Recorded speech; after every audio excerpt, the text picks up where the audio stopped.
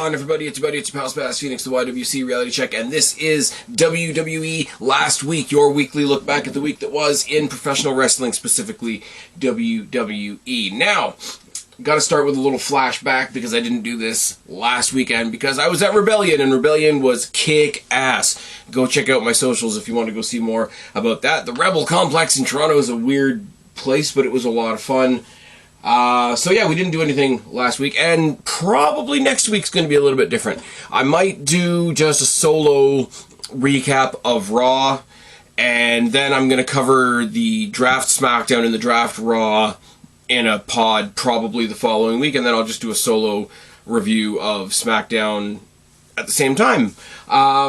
Basically, I'm going to try and do all the draft stuff in one go, so the schedule might continue to be a little bit janky for the first little bit, but I hope you guys will join me for that regardless. And I mean, next week there's also going to be a preview for, the week after that there's also going to be a preview for Backlash in San Juan, Puerto Rico, so that'll be fun as well. Trust me, get to the end of this pod, we're going to talk about Backlash, and yes, we're going to talk about that match that everybody's all apparently pretending to be really upset about, but we'll get there when we get there.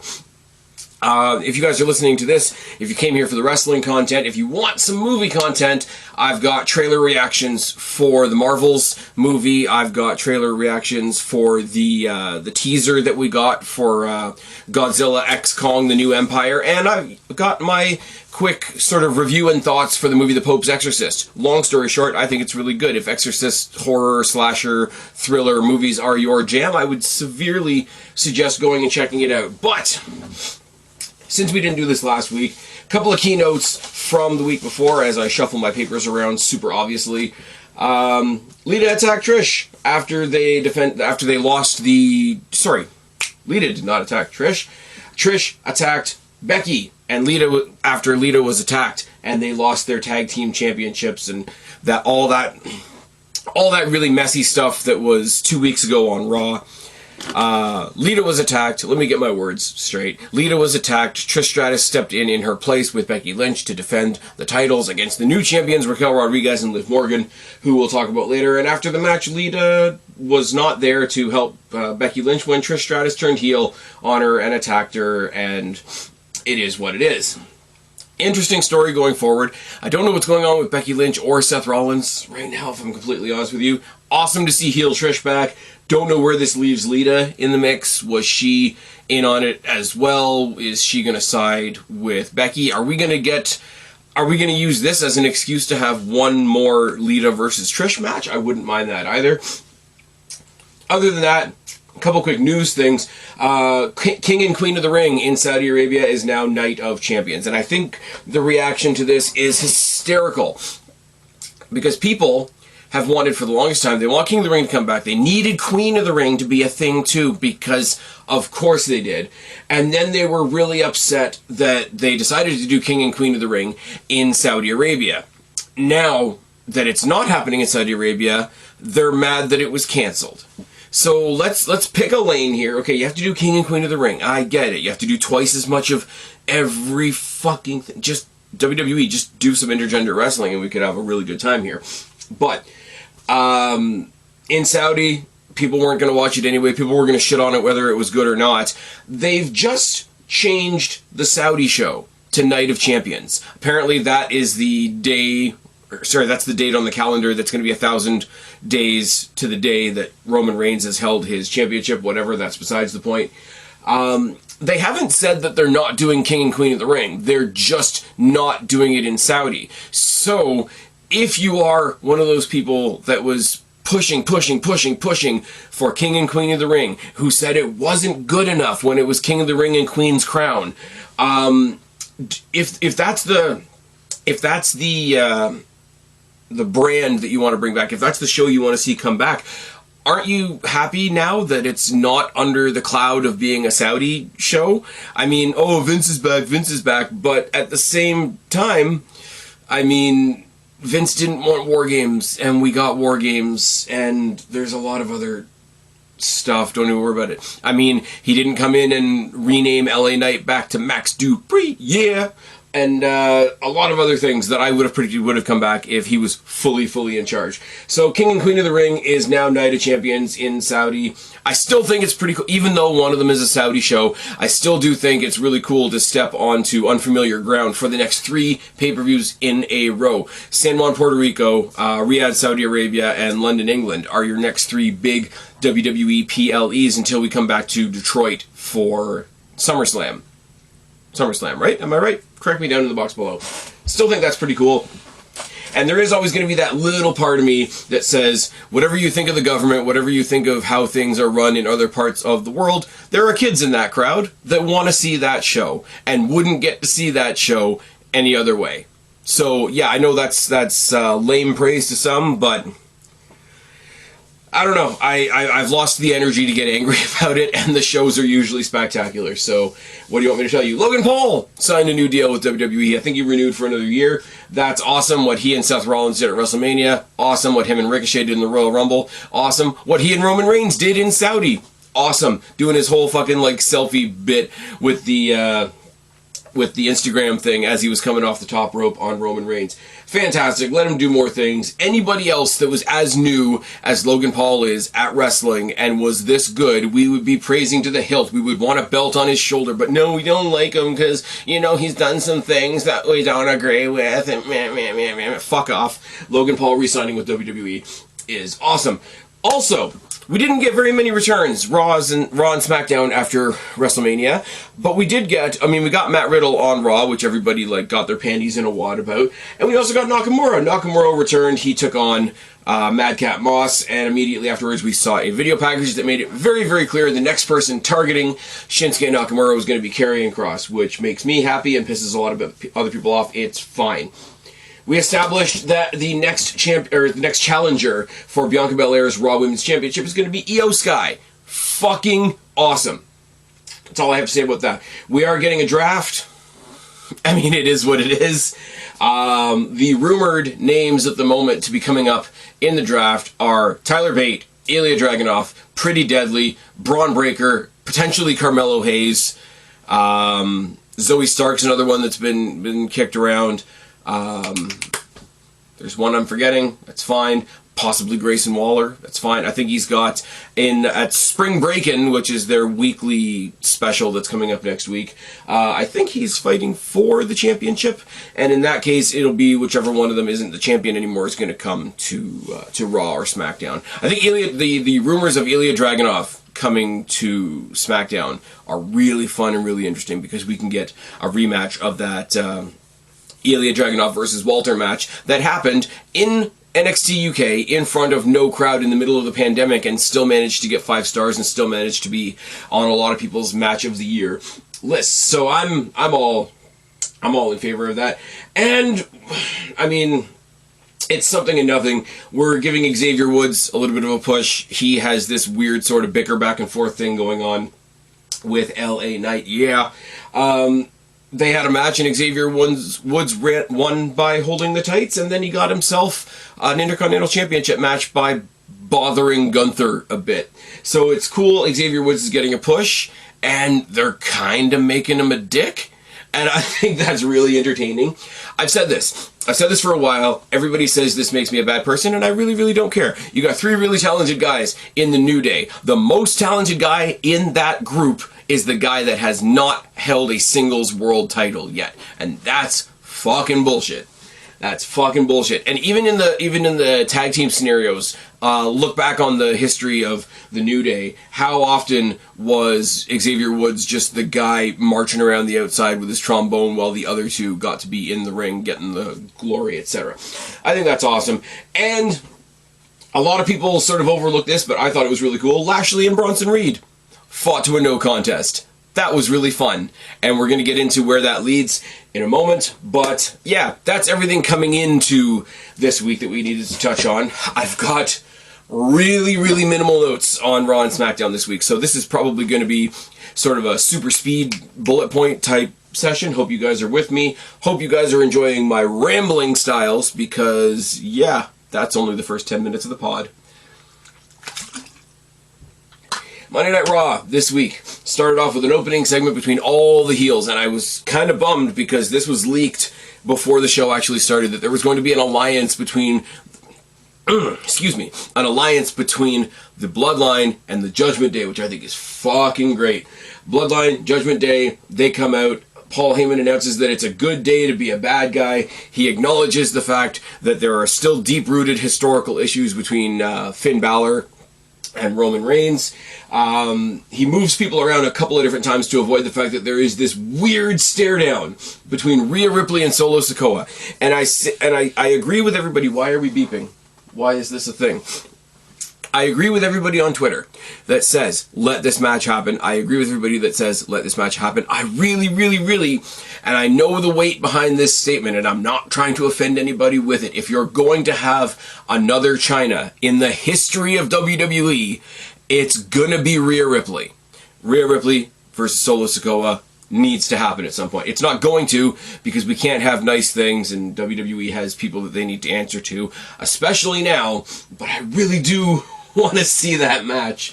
The Usos and Solo Sikoa versus the Usos versus Solo Sikoa. Yeah, I can read my own writing, I swear. The Usos and Solo versus KO, Sami, and Riddle is set for Backlash.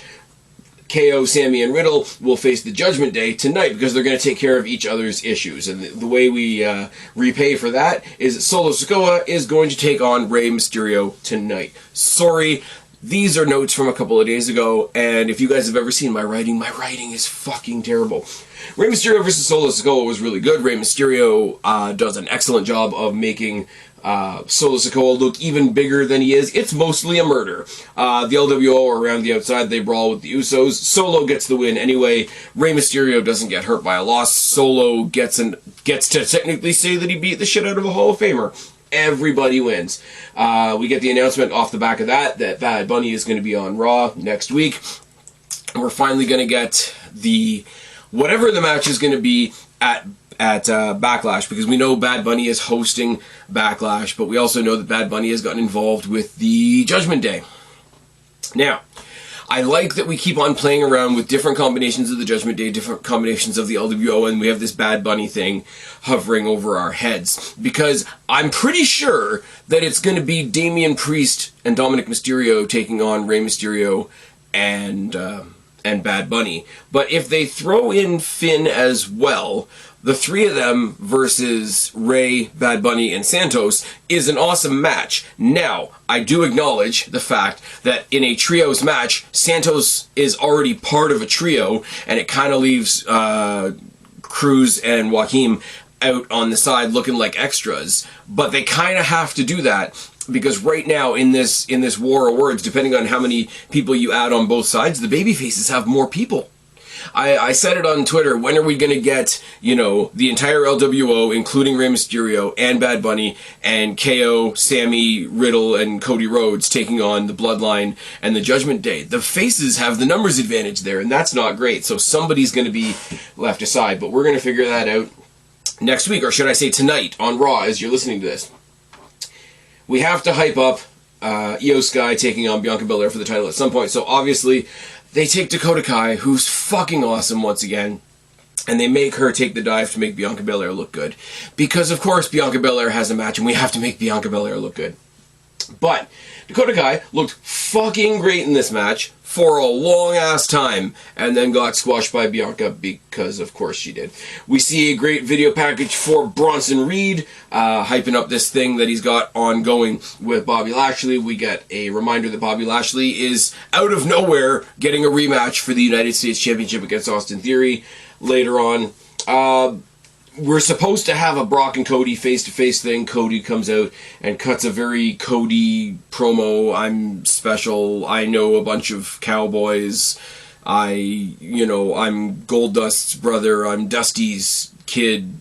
Think about my wife and my mixed kid and all this other weird shit that Cody does. And he does the what do you want to talk about thing, but he's trying to play off as being really, really angry, and his voice squeaks like he's just fucking hit puberty. He's a cartoon character. He's John Cena with a bad tattoo. And I really, really, really, really want to see Brock Lesnar do to him what he did to John Cena. And I'm sad because that's not going to happen. But anyways, Brock comes out and he's now the Brockter taker because he's got the cowboy hat and the long trench coat, and he just sort of like fucks around with Cody for a bit. And Cody can't fight Brock Lesnar tonight, according to Adam Pearce, because he's not cleared. But he's cleared enough to beat the shit out of 20 security guards as Brock Lesnar walks away, and Adam Pearce basically gives him a spanking and says, behave yourself, I'll give you a match at Backlash. I really, week on week, you guys hear me say this, Cody's not a bad wrestler. He's going to be shoved down our throats worse than Cena or Roman ever were, so I want to find a way to enjoy him. But god damn it, he's insufferable on the mic, and god damn it, he's got sort of an insufferable, insisting existence. I would love to see him smashed. I would love to see him get the 16 trips to Suplex City treatment that John Cena got, and it's not going to happen, and that makes me sad. Miz versus Rollins, for reasons. Miz attacks Rollins before the match, gets the upper hand on things for quite a while, hits a top rope code breaker at one point. Rollins hits this rolling double DDT thing on the Miz and gets the stomp for the win. Now, Rollins needs the win for reasons we're going to talk about shortly. Miz needed a match where he could be taken seriously because he just took the whips from everybody. Night 1 of WrestleMania, Night 2 of WrestleMania, and he was the fall guy for the return of Riddle on Raw, so he needed something. And I'm sorry, this is reaching back a long way. I'm a big fan of The Miz. I need to see The Miz, who had that one feud with Dolph Ziggler that made the Intercontinental Championship mean something for a little while. I need that version of The Miz back. It needs to happen at some point. Lashley versus Theory doesn't really have an ending because Bronson Reed runs in and attacks both of them and squashes Theory in the corner like an absolute bug. Then we get Trish Stratus. And I fucking love Trish Stratus. Back in the day, back in the Attitude Era, I was a Lita guy over Trish Stratus 100%. Everybody thought I was crazy. Same as I was Sean over Brett. Oh my god, you can't say that. That makes you a terrible Canadian. I don't care. Doesn't mean I don't like Trish Stratus, just Lita's better. Let's be real for a second. But she comes out and she cuts this wicked promo that's kind of laced with truth. Like, the women's revolution started in NXT, and it started with the 4 horsewomen. Well, actually it didn't. The NXT revolution started with Paige and Emma. But let's not let the facts get in the way of a good story. Talks about the history that she broke with Lita being the first women ever to main event Monday Night Raw. And that match, I watched it not too long ago, that match still holds up, other than Lita absolutely scorpioning herself on the outside, which is terrifying. It comes out and talks about how none of the women in the locker room today show a lick of appreciation for the barriers that I broke down for them. You think it was me and Lita, but it was me. Lita was just the other one on the other side of the ring. And talks about how when they lost the tag team titles, Becky said something to her along the lines of, don't worry, we'll get them next time, or something like that. And that was condescending, and that was enough to push her over the edge. And that's fine. There's just enough, if you're looking at it from Trish Stratus, the fictional character of Trish Stratus's perspective, there's just enough truth in that promo to make sense. Now, Becky Lynch announced ahead of Raw that she wasn't going to be at Raw so that nobody would expect her to be at Raw and whatever. I don't know whether that's part of the story. I don't know whether that's like she's so betrayed she went home. I don't know whether she's supposed to have gotten an injury from the attack from Trish or whether something else is going on. But the fact that promo, as true as it is, but it was also really, really venomous, went unanswered, made it more impactful, in my opinion. Not going to lie. Now, excuse me. Does this get us what the rumor is? The rumor is right now Becky Lynch versus Trish Stratus at SummerSlam. How do they stretch it out from now until SummerSlam? Because there's a lot of TV and a lot of PLE between now and SummerSlam. Do we see Lita come back and try to mend the fences? Does she try to be the peacemaker? Does she lash out at Trish Stratus and we put that as sort of like a marquee match on like Backlash or Money in the Bank or something like that? I really don't know. I hope it happens sooner than SummerSlam because I'm 50-50 on whether they can make it last that long. But this, as far as an initial opening salvo from Trish Stratus, awesome. Now, the new champions have to have new number one contenders, and Sonya Deville and Chelsea Green are going to get a shot at those on SmackDown, which we'll talk about in a second. But they have an exhibition match against Candice LeRae and Mia Yim Michin, whatever they're calling her, this week. Now, I really don't know. I mean, Green and Deville are kind of thrown together as well, so I don't want to be unfair here. I don't know why we ever threw Candice LeRae and Mia Yim together, other than they seem to work pretty well together. But there's no storyline reason. There's no story between them and another team. It's just they needed 2 extra bodies. Let's be real. But they did keep up the story of Nikki Cross kind of stalking Candice LeRae and wanting to be her friend and all that sort of thing. Causes the distraction, causes the win causes the win for Green and Deville. And then Green and Deville go and spray water at the champions to get them all riled up for the championship match on Friday. Judgment Day versus Owens, Sammy, and Riddle. Judgment Day have an advantage because Rhea Ripley's on the outside. Rhea Ripley takes out Kevin Owens at one point on the outside, which was a lot of fun, which again lends credence to, please let me see Rhea Ripley versus Solo Sikoa, but I'm not going to say it again. Riddle gets the win anyway, for a couple of reasons, I think. I think because he lost on the previous SmackDown, and he was going to go on to this SmackDown to face Solo again. Plus, he's the newly returning star, and he's the newest insertion, or sorry, I should say reinsertion into the team that's facing the Bloodline. So yeah, he needed a win. It was all good.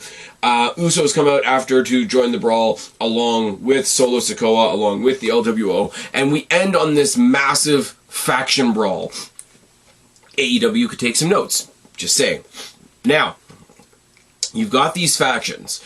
You've got the LWO. That's 4 guys. You've got the Judgment Day, which they said after WrestleMania there could be more members of the Judgment Day. I really hope against hope that the rumor of Jordan Devlin coming up and joining the Judgment Day because of his connection to Finn Balor is a thing. So there's 4 guys. You've got the Bloodline, that's 4 guys, and you've got this other team of like Sammy, KO, Riddle, and I guess Cody, because we gave Cody Rhodes the credit for bringing Sammy and KO together, even though he didn't deserve it.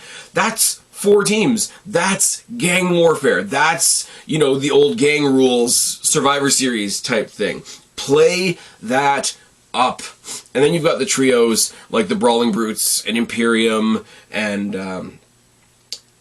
there's always somebody that I'm forgetting. New Day if Big E wasn't still hurt, and if Kofi Kingston wasn't still hurt, and all that kind of thing. They're doing group shit, they're doing team shit, they're doing like let's slowly build our armies type shit, and I really do like it. It doesn't have to happen all the time, but this convergence for one night of Judgment Day and the Bloodline are going to have each other's backs. It works for now, and then when it falls apart, Bloodline versus Judgment Day, it was a draw. When the Usos were going to face Damian Priest and Finn Balor on Raw for the tag titles, that drew. These factions coming together again will draw. And as I say, the 4th person on the Judgment Day team right now is Rhea Ripley. The 4th person on the Bloodline team is Solo Sikoa. You put Rhea Ripley versus Solo Sikoa because we need the fucking match. Triple H, tell Vince to sit down for a night. Let this happen. Tell the censors, pay off whatever the fine is for the censors that are going to get all butthurt about intergender wrestling. Give us Solo Sikoa versus Rhea Ripley for one night. I'm just saying. I'm just putting it out there. Now, switching gears over to SmackDown, and we had another iteration of LWO versus the Judgment Day, because it was Balor and Priest versus Rey Mysterio and Santos Escobar. And the important thing to me here is there was no Finn, and there was no Dominic, and there was no Rhea. And the rest of the LWO was gone as well. Santos Escobar, I gotta say I'm super happy for this guy because he looks like he's having a blast with this new LWO rebirth thing that's going on. Because when they were brought up as Legado del Fantasma, like everybody, like if you knew who they were, fine. If you didn't know who they were 3 more bodies on the roster. But there was nothing behind it. Now he gets to work with Rey Mysterio, which has gotta be a goal for him. Or at least like a tick box bucket list type moment. But also, this old, and it's a branding thing, it's a marketing thing at the end of the day. I'm not an idiot. But, it's working. And like I say, Cruz del Toro and Joaquin Wilde look like they're having a blast. Santos, being arm in arm, hip in hip with Rey Mysterio is doing wonders for him. And this, now that they have a purpose, because they are there backing up Rey Mysterio, who's having problems with his son, who's in the Judgment Day, and like I say, now that they have this sort of faction warfare thing going on, and they have something to do, this entire team has been rejuvenated, and I'm happy for them. I really, really am. What I will say as well, though, is with all the chicanery that comes with a Judgment Day match, there was no assistance out there for them at ringside. There was a little bit of, oh, we made a tag and you didn't see that, but that's just tag team wrestling at the end of the day, and Judgment Day got a relatively clean win, which is gangbusters for me. Priest goes up to the ramp, away from the rest of the LWO. He talks some shit about Bad Bunny, basically reminds everybody that Bad Bunny's going to be on Raw tonight, and says, I hope you have a better trip to Raw this week than you did last time, or whatever the case may be. Now, speaking of the LWO, we go back to Adam Pearce's office. We see Zelina Vega making a case for herself to Adam Pearce because, Backlash is going to be in Puerto Rico. Her group has a problem with Rhea Ripley's group. I need a title match at Backlash. Takes it under consideration. Gets confirmed later on in the night, which we'll talk about later. We do a whole lot of good hype work. We get a really intense, more serious side of Nakamura hype video, and it gets responded to by a backstage pre-tape promo from Karrion Kross, who delves into the tarot cards. It's not my fault, I never hurt anybody, it's all in the cards, and rah. I don't care. Nakamura versus Karrion Kross is going to be fun when it happens. All the typical people that like to hate on Karrion Kross for reasons are going to get all up in their feelings about it, but it's going to be fine. You guys will be fine. A match that you don't like is happening. That's all. That's all. Strowman and Ricochet versus the Viking Raiders is just a thing that keeps happening. I didn't see it until I rewatched it, but when Braun Strowman went to throw Ricochet at the Viking Raiders and missed, and Ricochet just hit the mat, when somebody finally pointed it out to me, because I must have blinked and missed it, I was howling. And I was like, I don't want to see anybody get hurt. Obviously, I don't want to see anybody look foolish. Obviously, but it's so... When the guy that's that strong throws the guy that's a high flyer anyway, and it just nothing goes right. Like, as long as everybody's okay... The rest of the match was a fun brawl. Valhalla tries to distract, and even Braun Strowman is kind of like, what the fuck are you doing?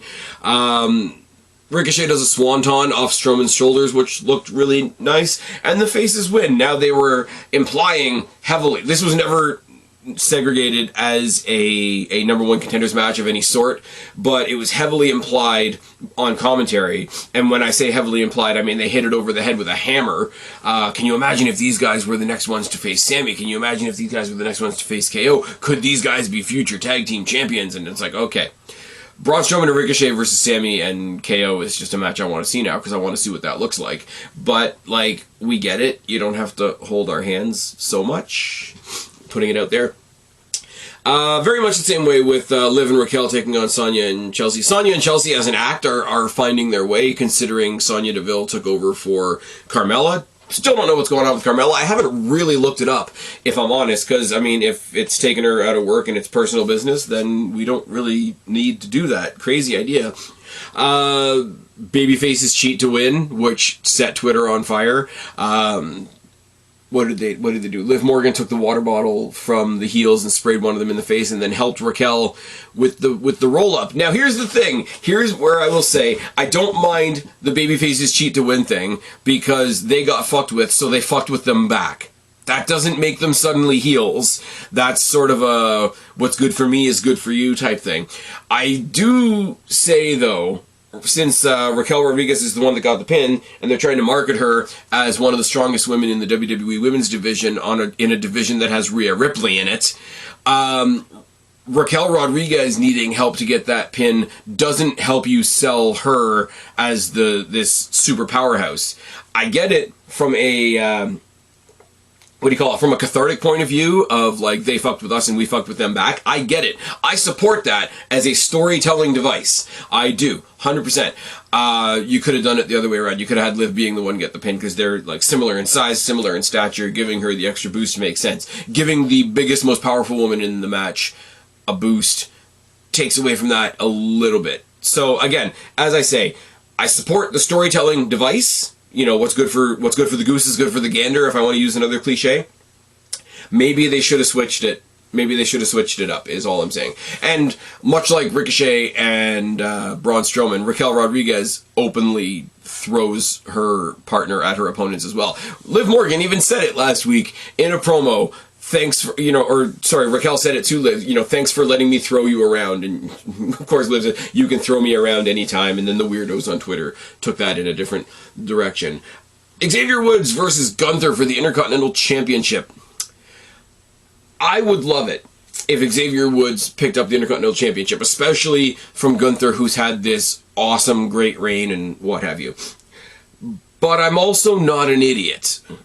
Xavier Woods looked fucking fantastic in this match. He looked way better than I had any hopes of him looking in this match. I thought he was going to be comically squashed and that was going to be tragic. That didn't happen. But, I mean, Gunther ripped his soul out and fatality style took him out. Every time Xavier Woods went for a roll-up, because his whole thing is the backwoods, and, if you want to quote Simon Miller, the surprise roll-up, the most devastating move in all of sports entertainment. Xavier Woods' surprise rolling up Gunther can't not look funny.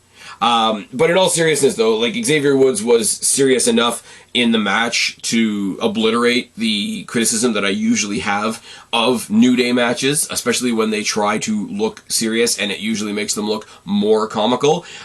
He walked that line pretty good. He wasn't not himself, but he was selling me the seriousness of the match, which doesn't sound like a big thing, except the New Day have a problem with that sometimes, and especially Xavier Woods, who's usually made to be the third wheel of the group.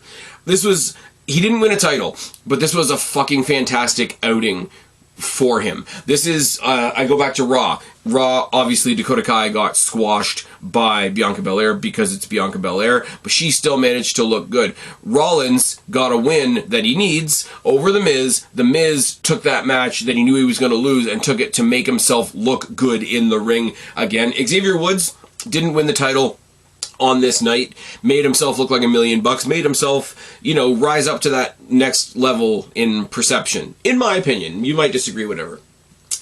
And then the opposite, at the end, we establish early on in the night that Kevin Owens and Sami Zayn are not there tonight, so Riddle is going in there on his own in a no DQ match with Solo Sikoa, which quickly goes to 3-on-1, and he gets his ass handed to him, and that's the end of the show.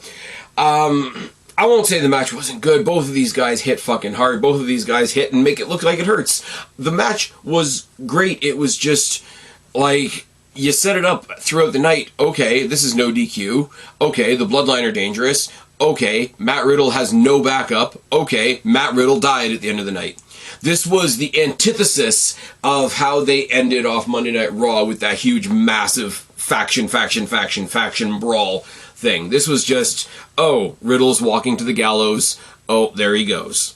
So it's kind of a downward slope towards the end. Like, to go from the Woods Gunther match, which I thought really over-delivered, to this, which was good, but I had no reason to doubt the outcome from the minute the bell rang, was a little bit of a slope downwards. And SmackDown usually isn't a slope downwards. SmackDown, of the 3 hours of wrestling on a Friday, SmackDown is the better 2. But that's not really saying very much, is it? Now let's get into the controversy. Because before that match, we got a rundown of the card for Backlash so far.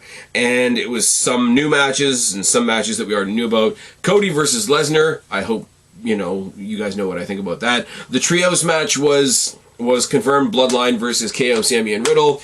Vega got her wish. She's getting a shot at the SmackDown Women's Championship. They brought in breaking news from Raw to say that Theory is going to be defending the United States Championship in a triple threat match against Lashley and Bronson Reed. And then we get the announcement of Seth Rollins versus Omos. And predictably, everybody that likes to shit on WWE went, oh, well, there's WWE doing no storylines, there's WWE, what the hell is this, blah, blah, blah, blah, blah. Let me tell you something. I'll give you half of that point. There's no story. There's literally no story between Omos and Seth Rollins right now. First of all, you got 2 weeks to change that. Second of all, I'm willing to overlook the fact that there's no story here the same way that, say, fans of another company would take, I don't know, Commander and Jay White having a match for no reason other than that's the match that was announced that night. I'm willing to take it because the lack of story is made up for by the potential possibility of this match. And should this main event? Absolutely not. Is it going to be the match that I'm looking most forward to on the night? Absolutely not. I'm going to say the most riotous sort of, oh my god, that's going to be a lot of fun match on the Backlash card so far. If I get Lesnar doing what I want him to do to Cody Rhodes, then it'll be that. But we're not going to get that. I'm going to say Rhea Ripley versus Zelina Vega is going to be the match of the night on this card for what we know so far. People are going to disagree and rah. I can't hear it anymore. I just can't. You're mad that she didn't pick Bianca Belair because you're mad that Bianca Belair didn't go to the main event and beat her, and you're mad that Bianca Belair was in the lesser match with lesser history and blah, blah, blah, and you can't take the fact that there was history between Charlotte and Rhea Ripley that trumped anything that she could have done with the Rat. I mean, Bianca Belair. I get it. Ripley versus Vega is going to be a lot of fun. The result isn't in any doubt. But Ripley versus Vega is going to be the match of the night. Now, why do I say that? Because, of course, Seth Rollins versus Omos is not going to be the match of the night. But here's the thing. It's kind of the perfect match for what they're talking about right now in the sense of Rollins should be in that title conversation. He's got a history with the current champ. He's got a more recent history with the guy that's chasing the current champ. And, I mean, loosely, he's got a history with Brock Lesnar as well. So, to throw Seth Rollins into the mix with Brock Lesnar, Cody Rhodes, and Roman Reigns doesn't take that much. And he's been doing a lot of not top-of-the-card stuff for a long time. He needs to build himself back up to that championship echelon, that championship tier, get himself back in that championship picture. What's one of the easiest ways to do that in wrestling? Topple a giant. And Omos is the giant of the moment. Now, on the other side of the coin, Omos needs people that are going to make him look good. And I don't just mean little tiny jobbers that he can throw around because, ooh, look at me, I'm strong, because that makes you Bianca Belair. I mean people that are going to go in there, properly sell the monster that you are, ragdoll for you, even if you don't necessarily win, even if they sneak one by you, which I think Seth Rollins is going to do. Omos is going to come out of this match looking better for what he does with Seth Rollins on that card. Same as I would say about this week with Xavier Woods and Gunther. Same as I would say about The Miz facing Seth Rollins on Raw. Same as I would say with Dakota Kai, despite the fact that she was facing the steamroller that is Bianca Belair. Seth Rollins versus Omos benefits Rollins, and I don't think it will take up too much time on the card. It's probably going to be 10 minutes. So, do I forgive the fact that there's no story, there's no, we didn't write something as classic as Cowboy gets drunk and knocks up his wife and gets gifted a title? No, we didn't do any of that because we don't have to. Because that's not what this is. This isn't trying to be a top-of-the-card match. This isn't trying to be a title match. These are two wrestlers in transition. Omos needs to look great, needs to look like a giant. Seth Rollins needs to get back to the top of the card, needs to topple a giant. That's all you need. KISS. Keep it simple, stupid. I'm looking forward to it. Not on the same tier as the main event matches of this card, but I am looking forward to it. And if you can't wrap your head around that, and if you refuse to listen to what I'm saying, you don't have to like this match. If you say that those things are not true, then you're just deluding yourself. I'm sorry. I will give you that there's no story. I will give you this match might be better if there was a story. I will give you that. If you give me both of these guys are going to benefit from this match. That's it. That's all. Didn't really mean to end it on a down note, but some people online are really fucking strange. Most of them are mad that they lost their blue check marks, but we're not going to go there this week, are we? Anyways, I've been Spaz, your YWC Reality Check. Subscribe up there, talk down there, start a conversation, keep all these conversations going. Don't be a stranger. I will talk to each and every last one of you later, but for right now, I am tagging out. Bye, guys.